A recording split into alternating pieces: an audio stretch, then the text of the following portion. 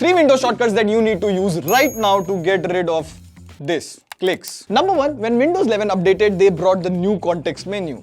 I know it's good, but useful options like open with VLC media player, cast, and all the third-party options don't come up there. And I hate the new copy-paste option. So all you have to do is click Shift plus F10. It directly opens the good old context menu, and you can also refresh.